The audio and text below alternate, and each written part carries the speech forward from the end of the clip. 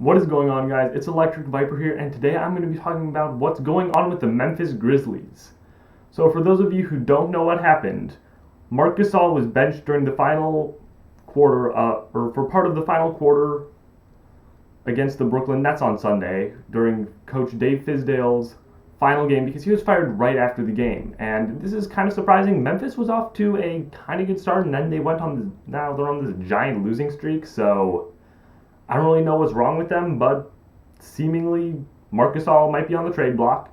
Grizzlies might be trying to rebuild, and they don't. And I mean, this makes sense to me. They don't have as many players from the grit and grind era. Zach Randolph and Tony Allen both left in free agency, so now they're really left with Mike Conley and Marc Gasol as the players from that era.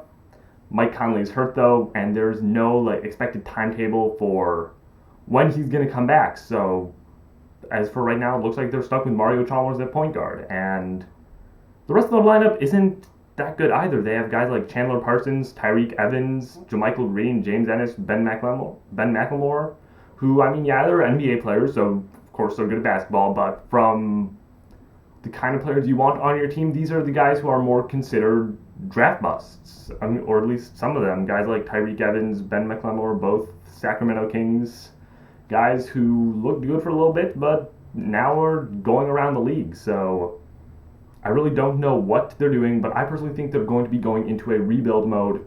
But first, I think they have to trade Marc Gasol for this to fully be completed. So I'm going to give some speculation about some trade ideas where he'd go to three that I've read, and then one that I think could be an option. I don't know if it realistically could happen, but it's the NBA. You never know what's going to happen. So that's one of the things I love about the NBA. So let's see some of these rumors. So first one is the Cleveland Cavaliers. Now, for the Cavs, this makes sense. They don't really have that good of a big man. Tristan Thompson, I mean, he's decent, but compared to Marc Gasol is obviously a superior player. Most people believe that this deal would involve Tristan Thompson, but most definitely the Brooklyn Nets pick they acquired from the Kyrie Irving trade. This is probably the most valuable draft pick we've seen in a while going around the league. Brooklyn originally had it. Then it went to Boston, now it's in Cleveland, and I think really the fate of this deal could reside in whether LeBron decides to stay or leave.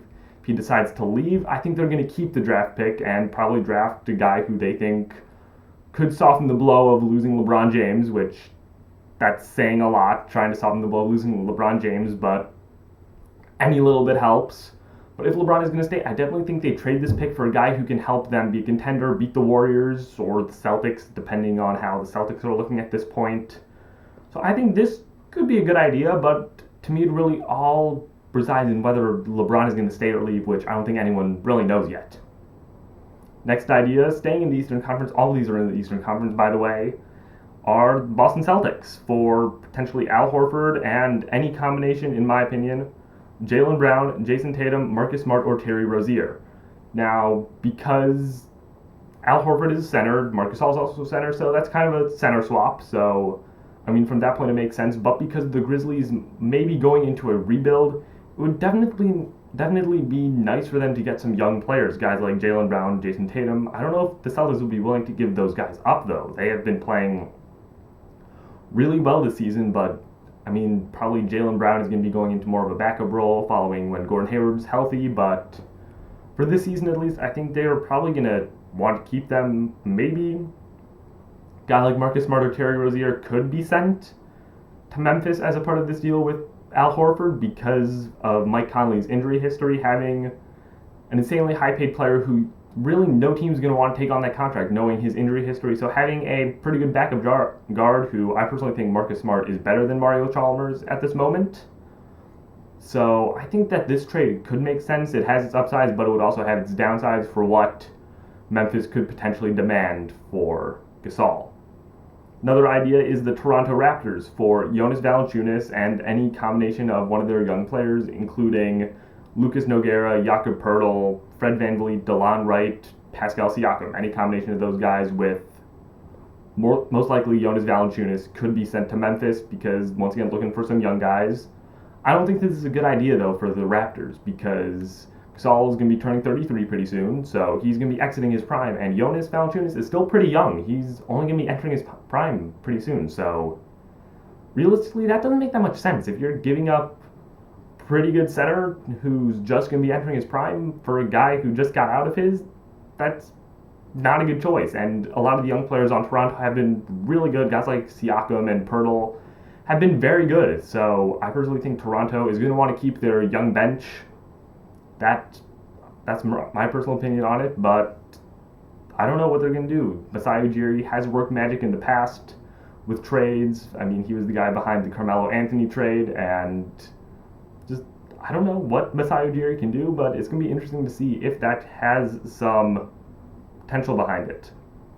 Then my personal trade idea that could work, might not work, but I mean, you never know with the NBA once again, is to the Philadelphia 76ers for Jahlil Okafor and any combination of Dario Saric, Robert Covington, and TJ McConnell. But in my personal opinion, the best option for the Grizzlies would be to try to get Robert Covington and TJ McConnell, or at least one of those two guys, along with Jahlil Okafor. You're still getting your center in Jahlil Okafor, who he's been wanting a trade for a while. He's been wanting out of Philly. And it looks like even though Philly's not going to get that, getting Marc Gasol would be probably a high incentive for them to get rid of Jahlil Okafor. So you're making Okafor happy. Gasol is going into a pretty good situation where he is like the only veteran. So that's a good thing for the Sixers. Looking at this from the Sixers' point of view, you're getting a veteran leader who's been to the Western Conference Finals. They almost made the NBA Finals one year, and having that kind of leadership, I mean, right now one of their best veterans is JJ Redick, who I wouldn't really consider him to be like your top veteran leader, considering he was one of the not as